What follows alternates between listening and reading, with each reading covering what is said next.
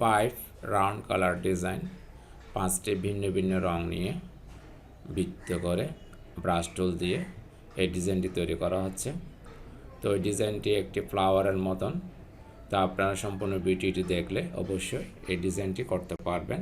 আমরা ক্লাস শুরু করি। 5 কালার ডিজাইন। তো 5 কালার ডিজাইন যে স্টাইলে করবো আমরা 5টি কালার নিয়ে ফাইল থেকে নিউ থেকে যে স্টাইল র আছে সে স্টাইল আমরা ওকে দিয়ে দেব।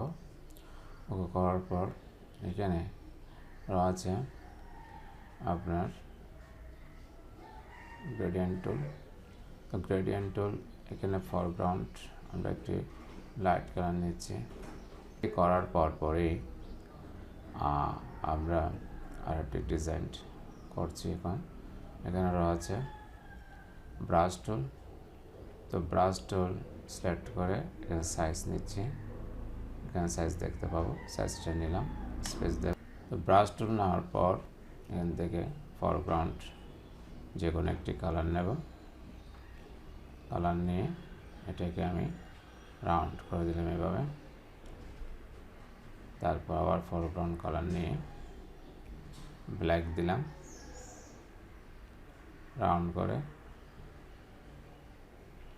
আরও একটু সাইজটা একটু বিগ আকৃতি করতে পারি, বিগ আকৃতি করলে একটু ভালো হয়। এরপর আবার এসকেপ দেবেন, কিবোর্ডে চলে যাবে। ফরগ্রাউন্ডটি ইয়েলো কালার নিতে পারেন, আর ইয়েলো কালার। তো আবার ডাবল ক্লিক করতে হবে। করার পর গ্রিন কালারটি নিচ্ছি। এভাবে আপনি 5টা কালার নেবেন। আমি 4টা নিয়েছি, আরেকটি নিচ্ছি। এই কালারটি নিচ্ছি আমি।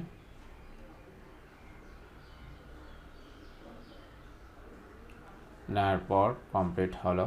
কমপ্লিট হওয়ার পর ফিল্টার থেকে ডিস্টর থেকে যাব ট্রয়েল থেকে যে কোনো মুভিং, অথবা আমি লেফট সাইডেও দিতে পারি, অথবা আমরা রাইট সাইডেও দিতে পারি। রাইট সাইড দিলে রাইট সাইড থেকে হবে, লেফট সাইড দিলে লেফট সাইড থেকে হবে।